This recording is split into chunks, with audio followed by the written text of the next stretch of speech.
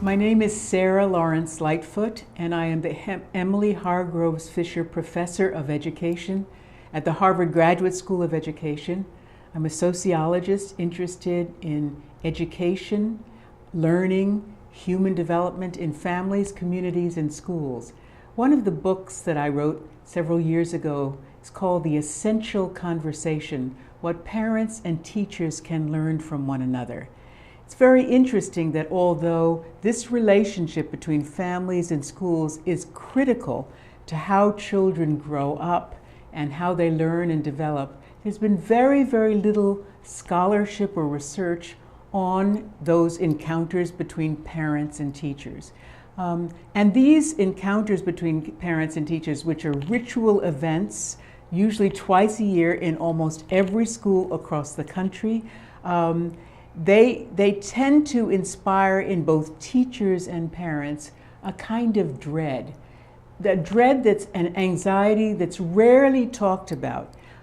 Teachers feel the most vulnerable when they're facing parents who are coming to talk about their children.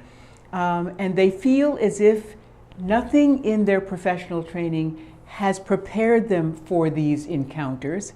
And parents obviously love their children more than they love anyone else, and they feel protective and anxious and worried about how their children are doing in school. So both of these adults come to this encounter, which is described as being easy and affable and appreciative on both sides, with dread in their hearts. And some people, in fact, quaking in their boots, even if their children are doing reasonably well in school.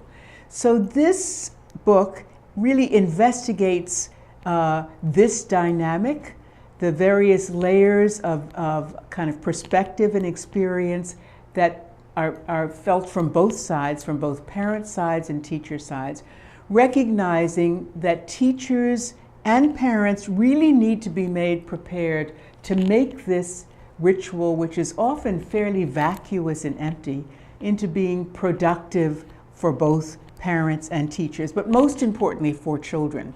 And one of the things that I think is most important is that the first conference needs to be a conference where teachers are really listening to parents and learning from parents about how they see their children, because obviously teachers have a very narrow view of how children are in school.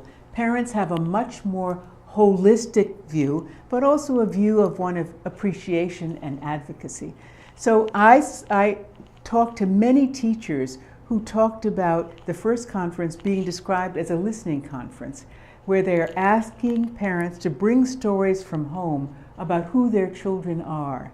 I think another thing that's very important is that teachers be prepared to tell parents not only where their children sit in terms of achievement scores or standardized tests, but rather something very specific, very descriptive, a story about their child in the classroom that captures the essence of that child in the classroom. So one of the things that many of the teachers talked about was sort of gathering these anecdotes that seem to express something very essential about the child and trying to remember or writing it down, taking notes actually, so that they would be able to tell parents about their children through this narrative, through this story. I think another thing that I found that was very, very important and often surprising was that when I went and I interviewed teachers, I interviewed parents, I sat in on dozens and dozens of parent-teacher meetings. And those meetings between parents and teachers, which included the children, were the most, I think, productive and important encounters that I observed. Because to exclude the child, which happens in most parent-teacher conferences across the country, is to exclude perhaps the most knowledgeable person in the room. That is, the only one who's experienced both the home environment and both the school environment. And so I saw children being included in parent-teacher conferences as young as 6 or 7 years old. What's important here is that teachers have to help children prepare for those conferences and be able to talk to the adults about their experiences in school. And so usually they have artifacts that they've produced that they talk about and can be very specific about. And one of the things that's really educational about these encounters is that children are really evaluating and judging and describing and telling stories about their own experiences. They become the authorities on their learning, and they become the authorities on how well they are doing. And they're very clear, usually, about those things which come easily, which they do well, which they feel proud about, and those things which they struggle over and are challenged by and need help with.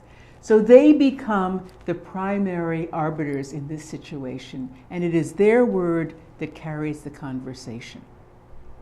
Those are some of the things that I think of many sort of instances of good practice between parents and teachers that I think it's important to think about.